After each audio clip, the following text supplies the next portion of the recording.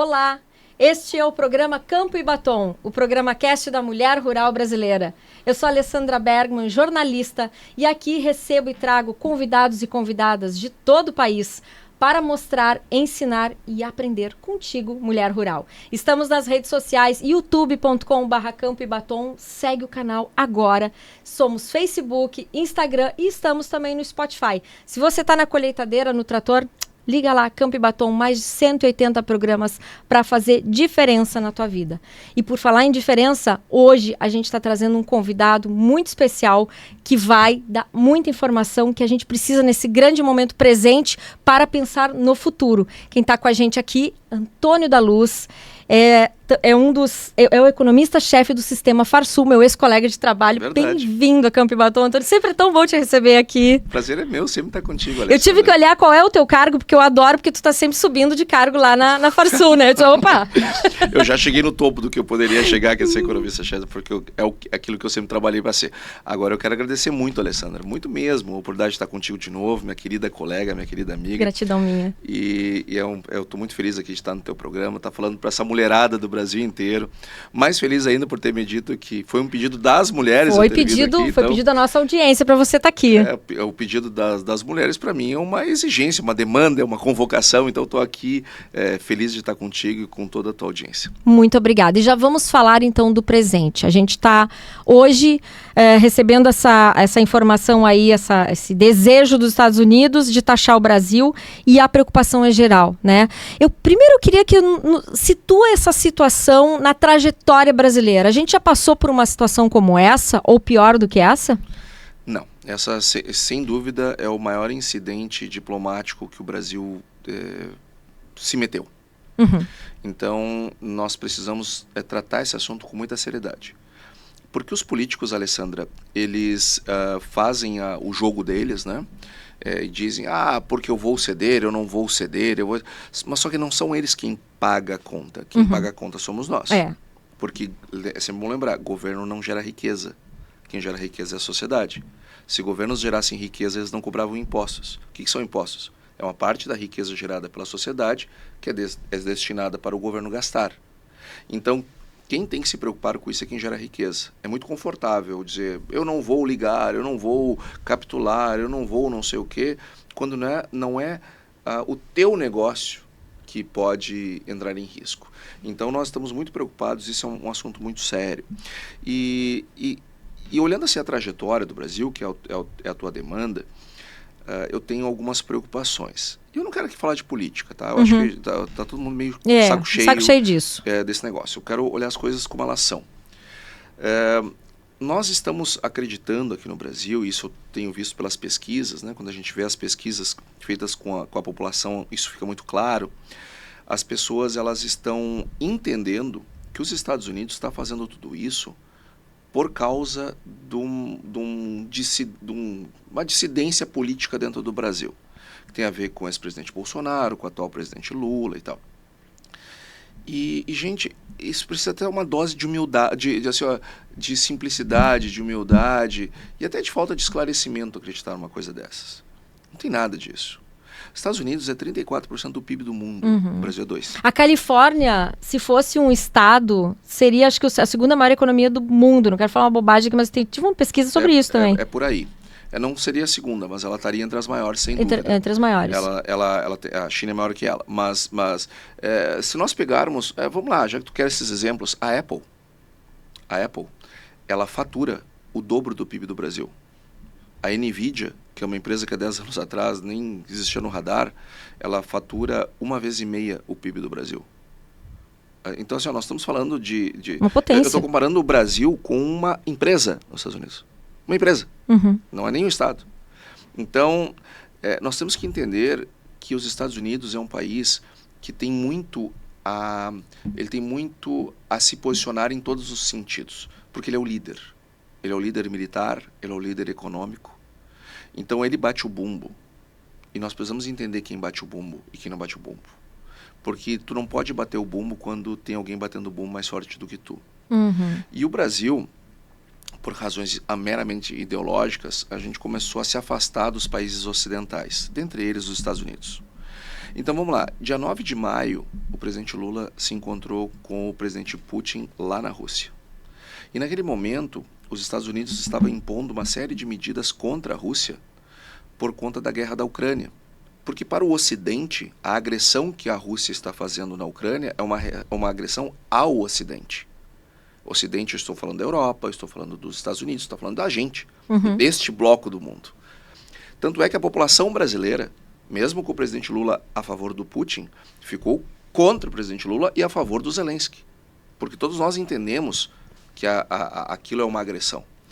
O presidente Lula, lá na Rússia, ficou do lado do presidente Putin e usou adjetivos inadequados para se referir às decisões do governo americano. E o seu chanceler de verdade, que é o Celso Amorim, falou coisas muito piores. Depois, o governo americano impôs sanções para a Rússia para a venda do petróleo. Por quê? Porque a Rússia está financiando a guerra na Ucrânia vendendo petróleo. A Europa para de comprar petróleo da Rússia, Estados Unidos para de comprar petróleo da Rússia. Quem é que compra petróleo da Rússia? O Brasil. Comprando diesel. Brasil e Índia são os maiores compradores de petróleo da Rússia. Ou seja, nós estamos financiando aquela guerra. Então, assim, nós vimos há vários momentos, né, aí tem aquela questão de Israel contra o Hamas, nós ficamos do lado do Hamas. Aí Israel contra a Hezbollah, a gente fica do lado do Hezbollah.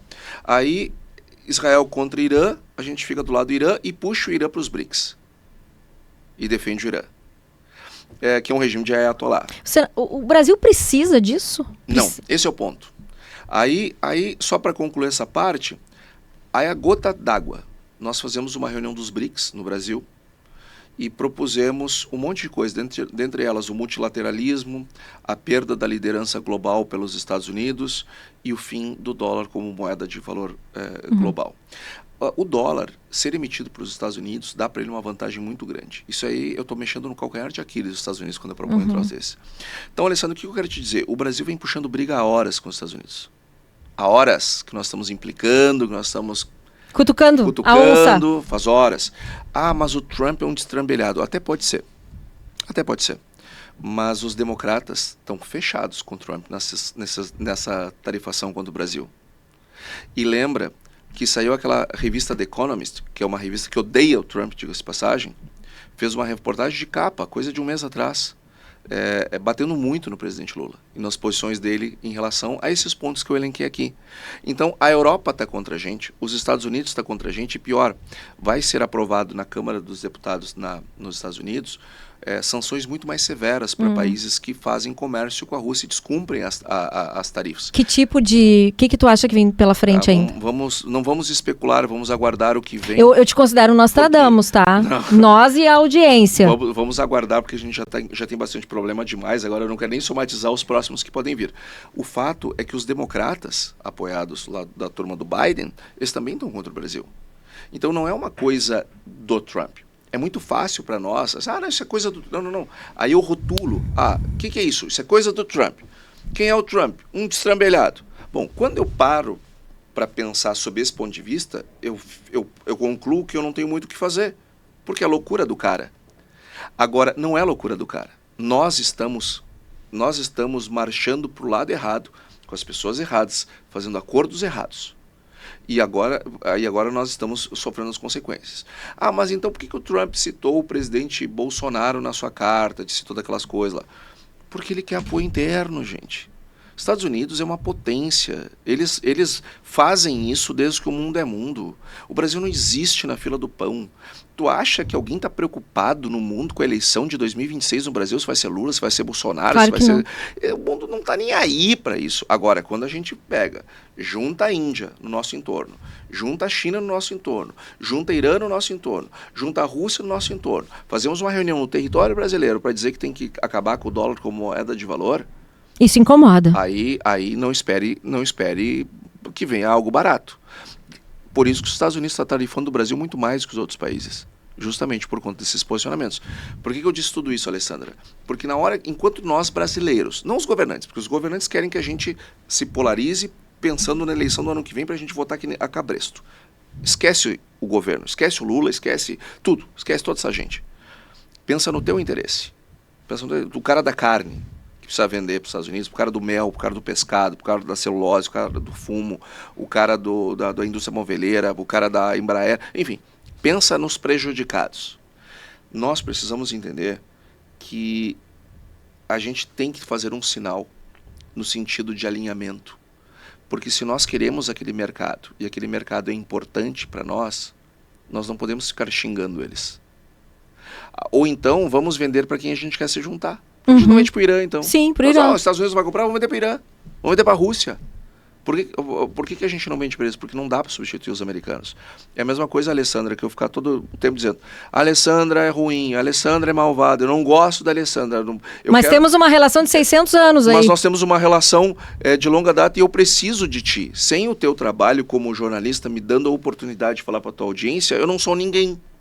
Então, eu não posso ter uma relação ruim contigo, eu tenho que ter uma relação boa. E os Estados Unidos não está impondo tarifas para os produtos americanos chegarem no Brasil. Ele está botando tarifas para os produtos brasileiros chegarem lá. É a economia deles, é o mercado deles. Eles fazem o que eles quiserem, assim como nós fazemos o que nós queremos. Então, esse assunto... o Alexandre de Moraes, não sei o que, o problema é o Bolsonaro. Gente, o Alexandre de Moraes, o ministro Alexandre de Moraes, ele bloqueou perfis de residentes americanos. Isso, na tábua constitucional dos Estados Unidos, isso é uma agressão aos Estados Unidos. Está escrito na Constituição deles. Nós bloqueamos perfis. Nós pedimos deportação de americanos e de brasileiros.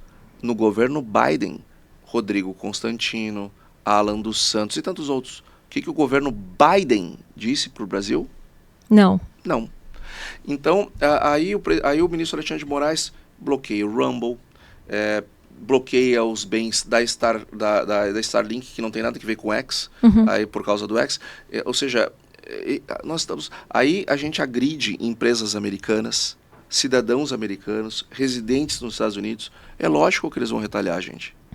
Então, o que nós estamos vivendo hoje, embora seja confortável achar que o problema é Lula ou Bolsonaro, não é nada disso. Nós estamos diante de um problema seríssimo, diplomático, com repercussões econômicas imensas. E enquanto a gente estivesse misturando com agressores, com gente radical no mundo e gente perigosa, é isso que nós vamos escolher. Campo e Batom, o programa Cast da Mulher Rural Brasileira. Cadê a sua pergunta? Aproveita, o Antônio da Luz, economista-chefe da Farsul, está conosco falando sobre o cenário atual e o cenário futuro do agronegócio brasileiro. O que o produtor rural pode esperar, principalmente o que está comercializando carne bovina? Mais de 76% de taxação, é esse o valor que ficou final, né? Isso é completamente impossível de praticar, né? Qual é a saída? Como é que o pessoal está se vendo? O que você está ouvindo nos bastidores? O que a gente pode dar de conselho para esse produtor hoje? Alessandra, as entidades, dentre elas a CNA, a ABIEC, enfim, as empresas de proteína de uma maneira geral, todas estão lá nos Estados Unidos tentando acertar os pontos com o governo americano. Mas não é fácil. A gente precisa também de um gesto político. Ele quer conversar com o presidente, ele já abriu a porta e disse assim, por que não me ligam, né?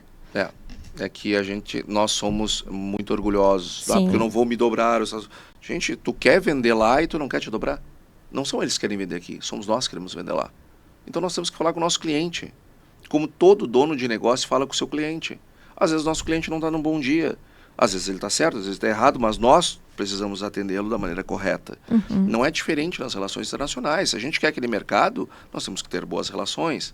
E passa por isso um gesto do governo brasileiro que não está acontecendo até este momento que a gente grava esse episódio. Agora, também tem um detalhe. Vamos falar de carne.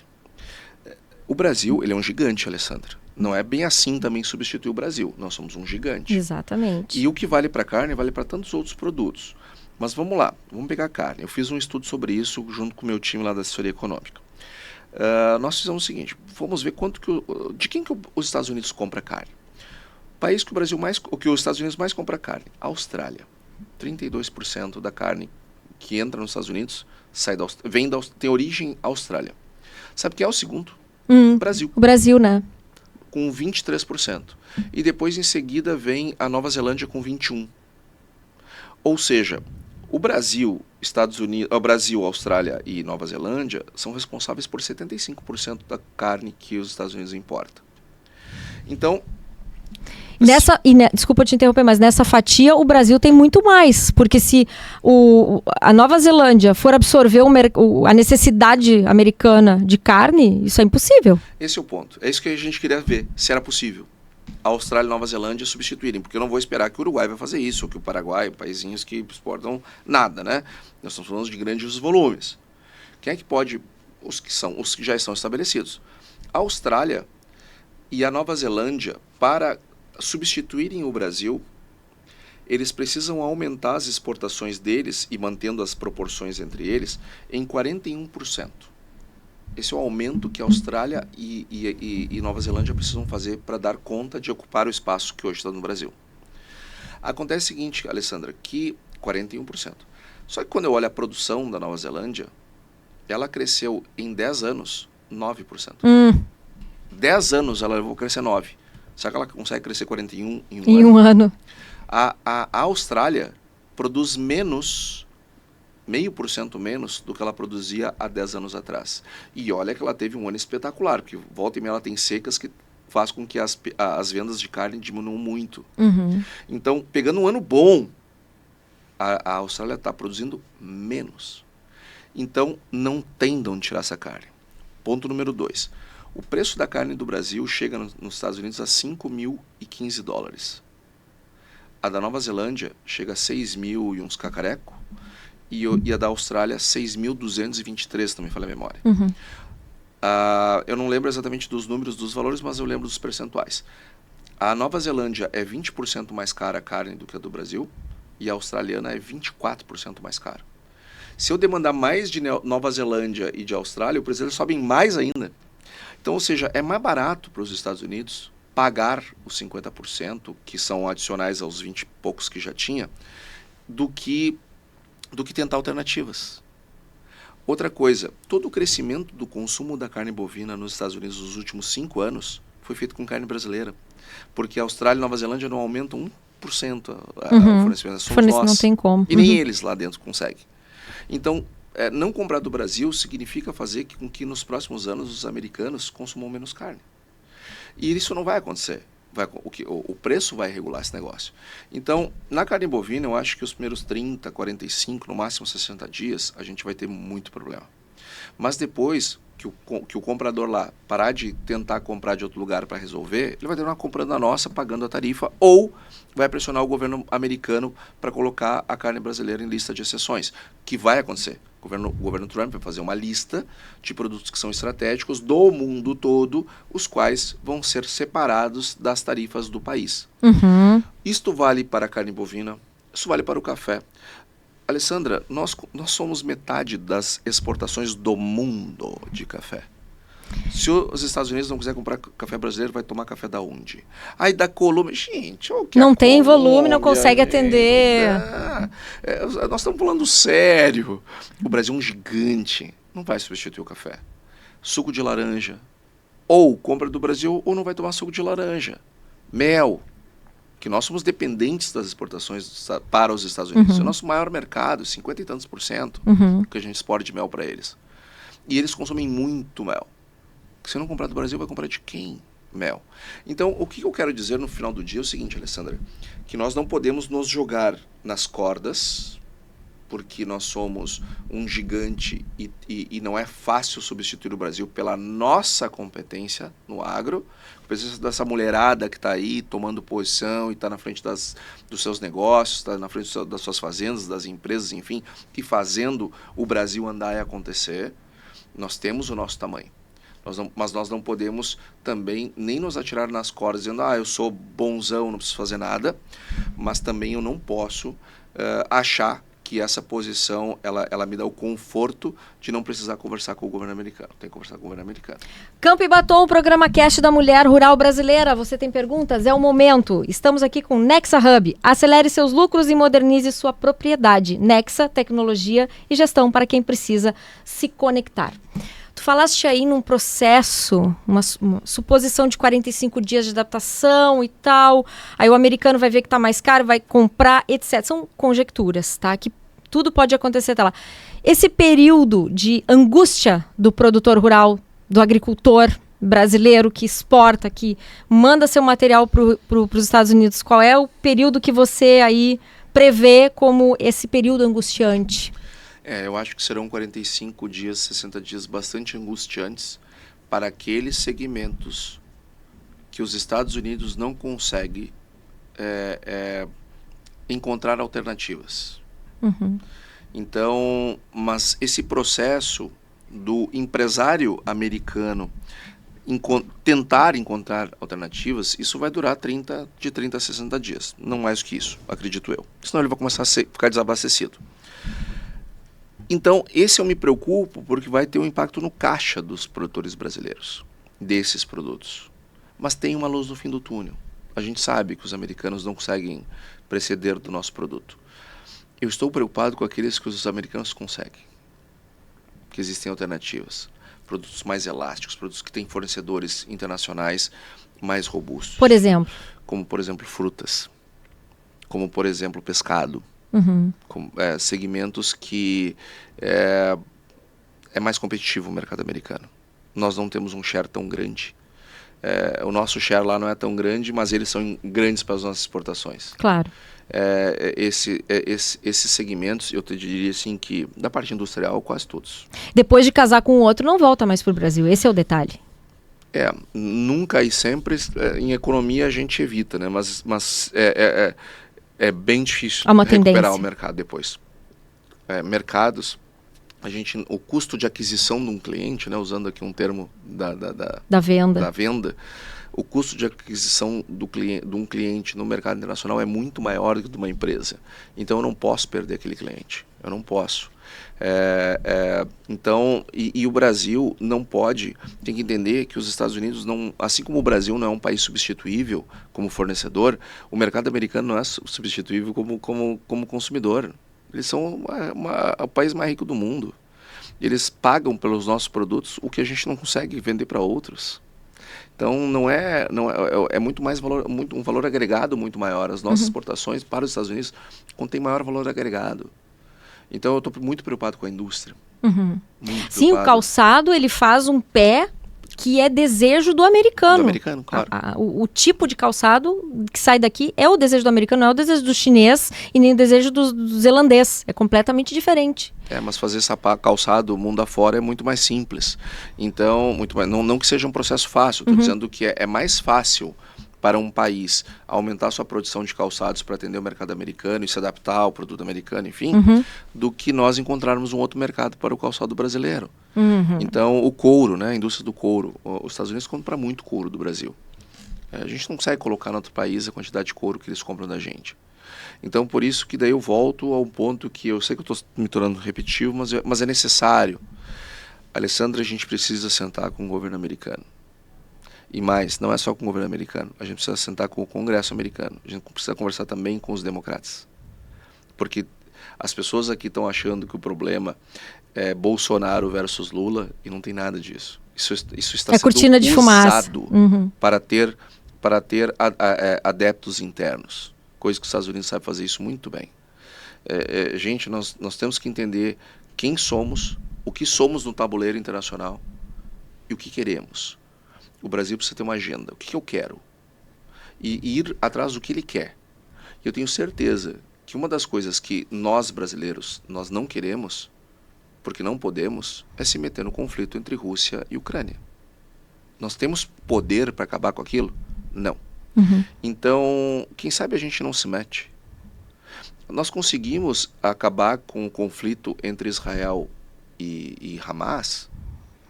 Quem sabe a gente não se mete, então, já que a gente não consegue.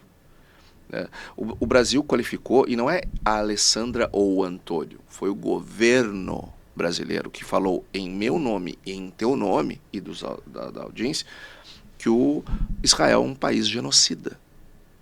Tanto que o presidente Lula é persona não grata no Estado de Israel.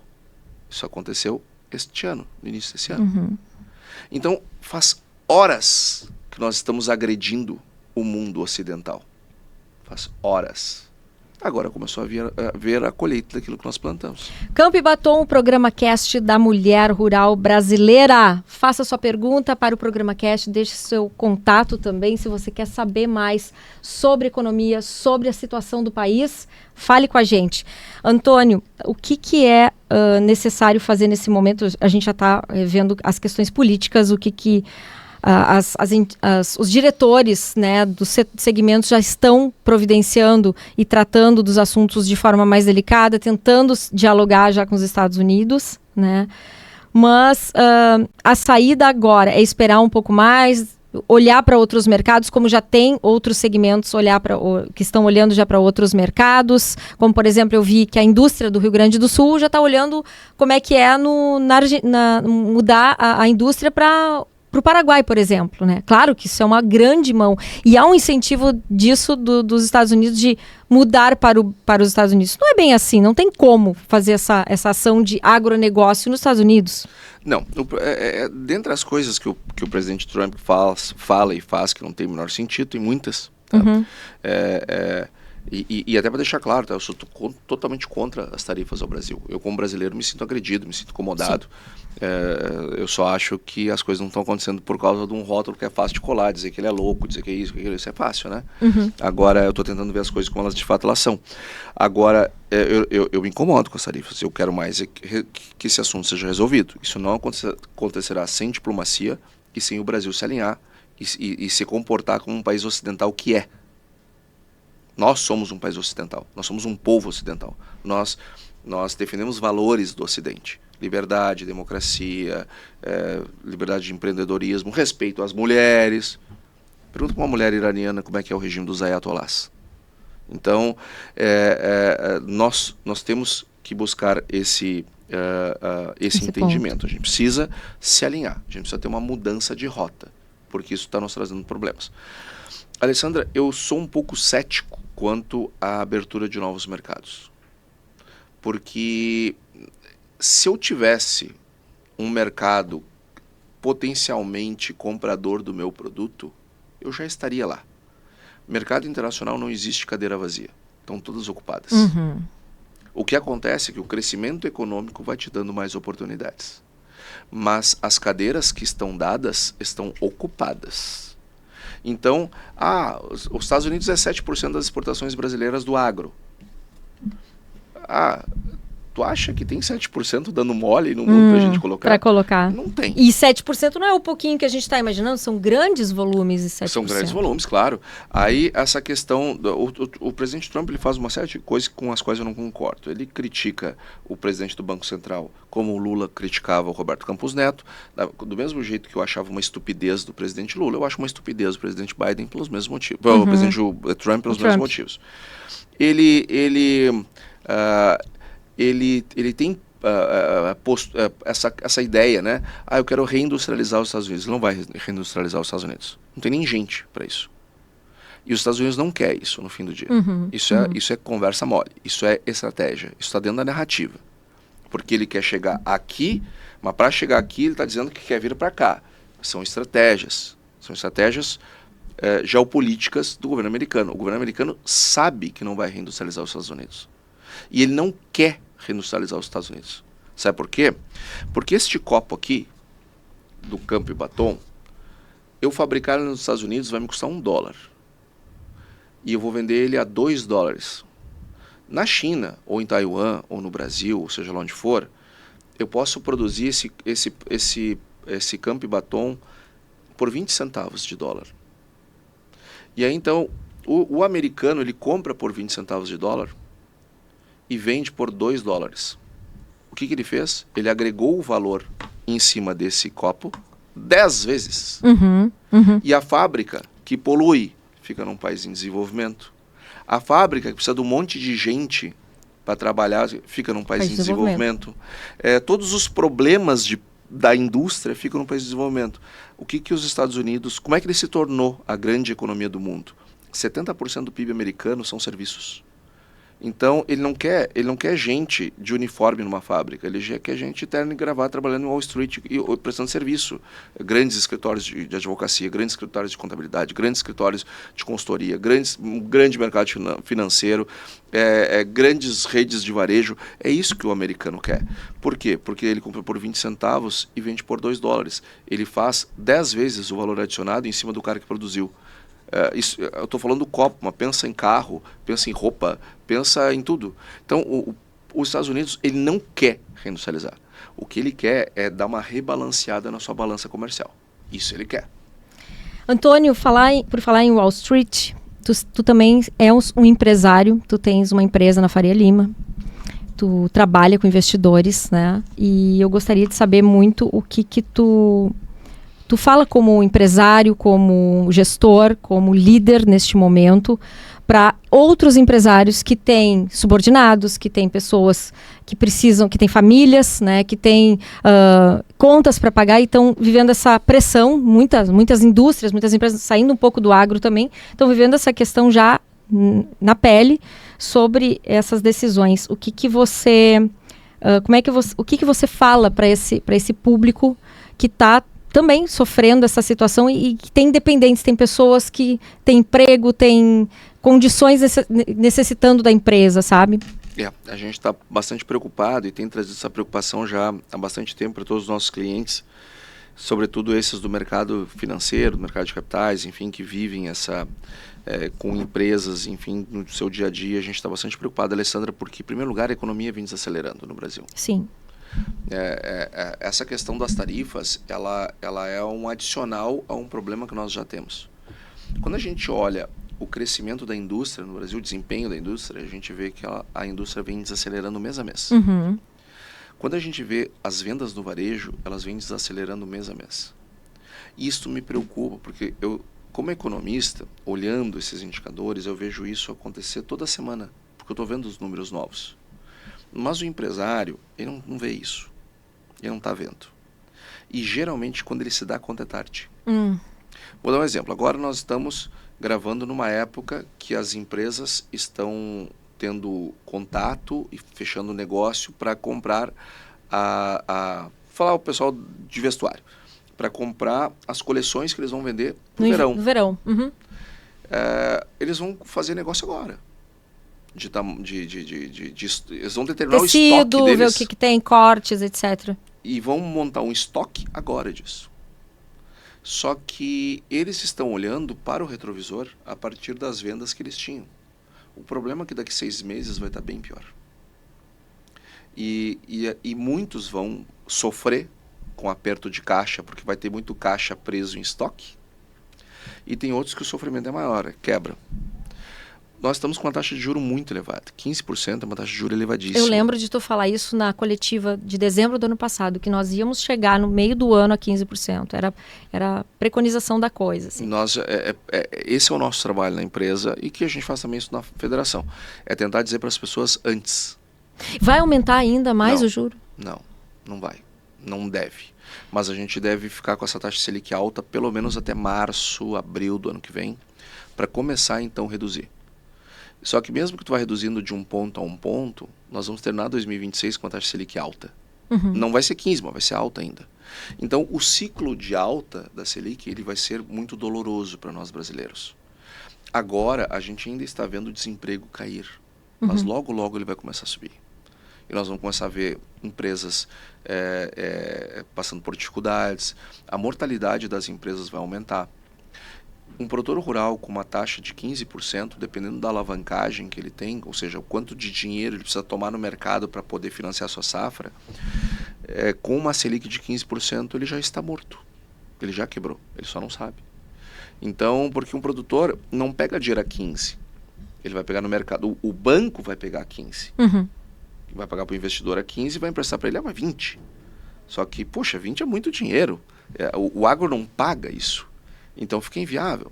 E eu não estou dizendo que o Banco Central está errado, tá? O Banco Central está certo. Ele tem que garantir o poder de compra da moeda, tem que baixar a inflação e se faz com juro. O que está errado? O juro alto é a febre. Eu tenho que cuidar da infecção. Qual é a minha infecção no Brasil? que é aquilo que eu mostrei no final do ano, lá onde tu estavas, na coletiva. O problema fiscal brasileiro, a gente não para de fazer dívidas. O Brasil vai pagar esse ano R$ 1 trilhão de juros. Por quê? Porque ele aumentou muito a dívida. A nossa dívida líquida atingiu agora, neste mês, o maior patamar da história, superando a pandemia, só que sem ter pandemia.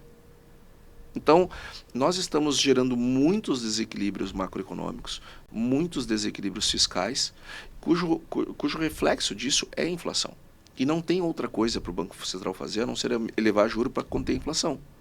Então, o que eu tenho que fazer? Eu tenho que ajustar o fiscal para não ter inflação, para não ter que ter um juro tão alto. Então, a culpa do juro alto é 100% do governo brasileiro. Tanto que antes eu tinha um Banco Central cujos membros do Copom, presidente e diretores, eram 100% indicados pelo presidente Bolsonaro, e agora eu tenho 100% dos membros do Copom indicados pelo presidente Lula. E a postura é a mesma. Sabe por quê? Porque eles fazem o que está escrito nos livros, que é para fazer o que a ciência manda fazer. Então, não adianta eu brigar com a febre, eu tenho que entender a infecção. E nós estamos com uma infecção bem grave, e que essa infecção, assim como em 2014, 15 e 16, quebrou muita gente no agro e fora do agro, eu acho que infelizmente vai acontecer de novo. Não naquela proporção. Não naquela proporção.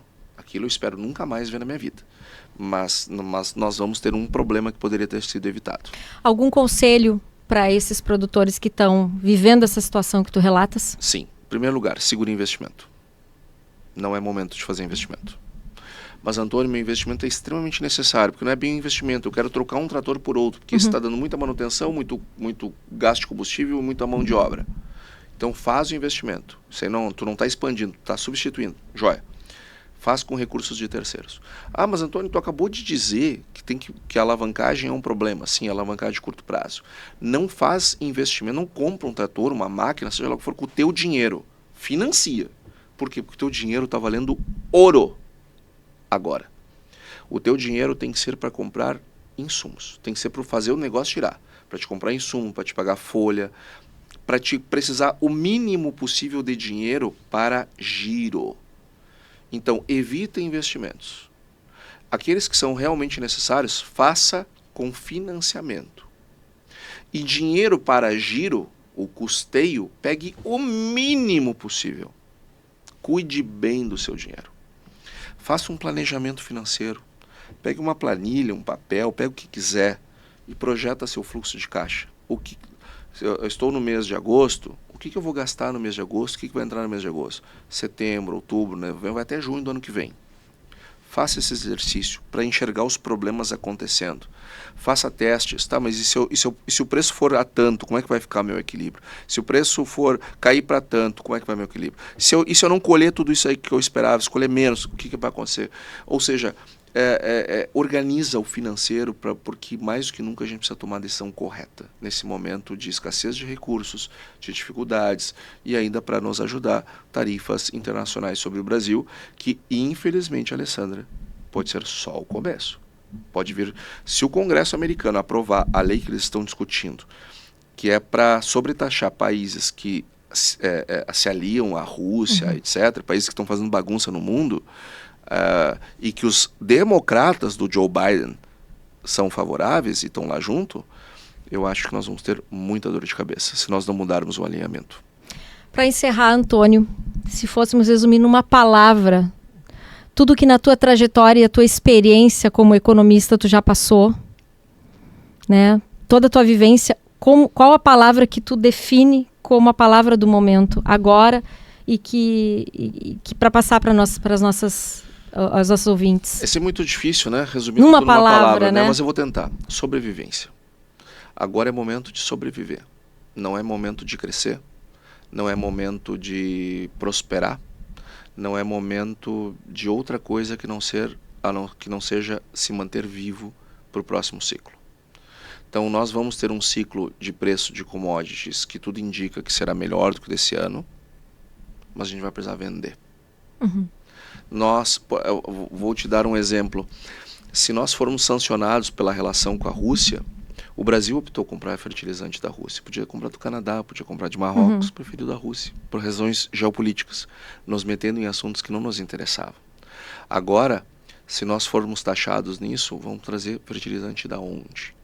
Então, ou seja, é um momento, Alessandra, que eu sei que eu gostaria de vir aqui falar uma coisa muito mais leve, muito mais alegre, até me convido, tá, para vir aqui num momento vou te mais trazer. leve, tá? Mas Tomara que não demore. Tomara que não me demore, mas eu preciso ser verdadeiro com a tua audiência, com essas mulheres todas que são empresárias, que estão à frente dos seus negócios, que estão tomando decisão, e não adianta pintar um mundo cor-de-rosa nem para as mulheres, nem para os homens, nem para ninguém. A gente tem que falar as coisas como elas são, porque estas pessoas precisam tomar decisões. E eu acho que a palavra do momento é sobrevivência, é organizar o negócio para passar por esse momento, que é apenas mais um. O agro é feito de sobes e desces. Esse é um momento de desce, tem que se segurar. Esse é o grande aprendizado do agro. Nada é constante, tudo tem o alto e o baixo, nasce e morre, cíclico. E a gente tem que aprender a viver esse momento e olhar da forma que a natureza nos ensina para conseguir colocar isso na vida e nesta situação também, né, Antônio? É verdade. E os momentos bons, eles têm a sua principal finalidade de um momento bom é organizar o negócio para o momento ruim. Porque o momento ruim, ele vai vir. Ele vem. Não é uma escolha, como tu mesmo disseste agora. O agro, ele é um setor cíclico, não é só o agro. Tudo na vida tudo. Alguns segmentos mais que os outros, mas vamos lá. Agro, petróleo, minério, commodities de uma maneira geral, eles têm consumo cíclico. Então, eu preciso entender isso. Só que no agro, além de eu ter consumo cíclico, como tem petróleo, como tem minério, eu tenho produção cíclica, porque eu produzo a céu aberto. Exato. Nem sempre eu consigo colher aquilo que eu esperava. Então, os anos bons, eles servem para nos organizarmos. E os momentos ruins, eles servem para a gente aprender. Então, acho que esse é um ano de aprendizado também. Antônio, volte sempre a Campo e Batom, como a gente falou, que venha para trazer notícias melhores, né? Coisas mais boas aqui para a gente conversar no programa. Muito obrigada. Eu te agradeço. Foi sempre Parabéns muito pelo bem. sucesso que está fazendo o Campo Batom. Muito obrigada. Coisa boa, assim, te ver no Brasil inteiro, essa mulherada do Brasil inteiro te levando para tudo quanto é canto desse país, em eventos. Às vezes a gente se encontra, né? Verdade. E isso é muito bom, isso é muito bacana, isso mostra aquilo que a gente já sabia de longa data do teu talento, da tua capacidade e, sobretudo, teu comprometimento com as pessoas que te seguem, com as pessoas que te escutam, as pessoas que valorizam o teu trabalho, não é por acaso, é por conta da credibilidade, pela toda essa entrega que tu faz de coração para as pessoas. Então, parabéns, Alessandra, pelo Campo e Batom, e eu estou sempre à tua disposição. Tu tá falando de mim ou de ti? Porque não, tu acabou de falar o que eu penso de ti relacionado a todo esse universo, como é que tu coloca essa informação, esse processo, né, tão duro que é economia, comércio, que para muita gente é duro, é difícil de entender, e tu facilita, tu faz as pessoas deslizarem disso de uma forma e entenderem e principalmente ficarem tranquilas, sem angústia, que é uma coisa que nesse mundo hoje a gente encontra tanto, né? E a gente te trouxe aqui para justamente isso, tranquilizar e trazer essa palavra de ordem deste momento que a gente tanto precisa e que não só as mulheres rurais, mas todo o setor, todo mundo está precisando agora. Muito obrigada. Obrigado a vocês. Volte sempre aqui em Campo e Batom. A gente fica por aqui. Até o nosso próximo programa.